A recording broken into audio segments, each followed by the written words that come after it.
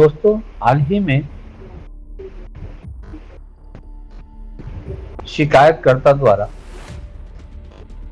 तालिब, खालिद, आबिद पुत्र ताहिर आदि के खिलाफ जनपद में संचालित आरा machine ply factory, furniture showroom, marble showroom, hardware showroom से संबंधी अवैध कारोबार और अवैध अतिक्रमण करना, सरकारी भूमि पर कब्जा करना जैसा मामला संज्ञान में आया है, जिस पर अपर जिलाधिकारी वित्त को जांच सौंपी गई थी। उक्त जांच के संदर्भ में अपर जिलाधिकारी वित्त के निर्देश अनुसार उप जिलाधिकारी न्यायिक द्वारा संबंधित व्यक्ति की कस्बा बिजनौर में मछली बाजार निकट काली मंदिर चांदपुर रोड स्थित आरा मशीनों का औचक निरीक्षण किया गया है। निरीक्षण में आरा मशीन संचालन के लिए आवश्यक अभिलेख अधूरे पाए गए हैं, जिसके दृष्टिगत संचालित आरा मशीनों में अनियमितता की संभावना को आलोक में विस्तृत जांच के लिए प्रभागीय निदेशक बिजनौर को निर्देशित किया गया है। यह अपने विभाग में नियमों की परिप्रेक्ष्य में इन आरा मशीनों की जांच सुनिश्चित करने के लिए आदेश दिया गया है। इसी क्रम में कस्बा बिजनौर के मोहल्ला चाचरी बिजनौर में कब्रिस्तान पर अवैध कब्जे के संदर्भ में उप जिलाधिकारी न्यायिक तथा लेखपाल के साथ स्थानीय निरीक्षण किया गया है।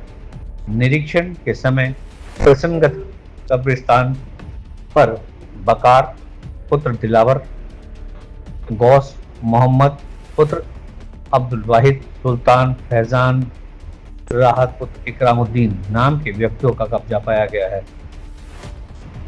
यह कब्जा करने वाले भूमाफिया हैं, जिस पर सरकार ने अपना शिकंजा कसना शुरू कर दिया है।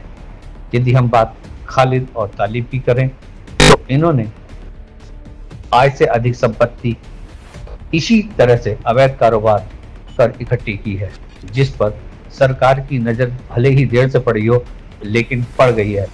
जिस संपत्ति की, जिन शोरूम की हम बात कर रहे हैं, वह शोरूम पर सरकार की नजर पहले पड़नी चाहिए थी, लेकिन थोड़ा विलंब होने के कारण आज सरकार ने इस पर संज्ञान लिया है।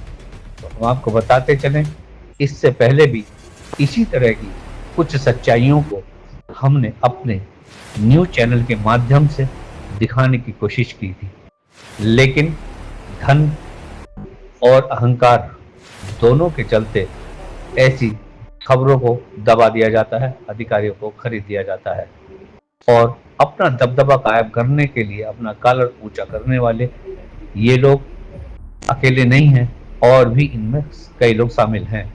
लेकिन फिलहाल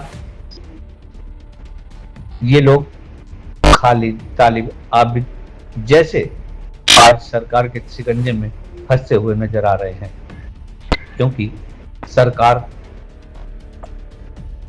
हर तरह से भूमाफियाओं, अवैध कारोबार करने वालों पर नजरें बनाई हुई है। इसी के लिए शिकायतकर्ता ने शिकायत की और इन पर प्रशासन ने अपना शिकंजा कसना शुरू कर दिया। हम यदि बात करें अन्य व्यापारियों की, ऐसे भूमाफिया हैं जिन्होंने जमीन किसी की, नाम किसी का, ऐसे ही कम से कम 200 लोग हैं जिन्होंने अवैध रूप से कॉलोनियां काट रखी हैं। उनमें ये भी शामिल है। इन्होंने भी कई जगहों पर अवैध रूप से कॉलोनियां भी काटी हैं और हाल ही में इन्होंने एक जमीन का भी सौदा किया था जो सिविल लाइन में स्थित है और उस पर भी इनके खिलाफ कार्रवाई 420 में हुई। मुकदमा भी दर्ज हुआ, लेकिन पैसे के बल पर यह जेल नहीं गए। लेकिन ये भूल गए कि पैसा हर वक्त हर जगह काम नहीं आता है।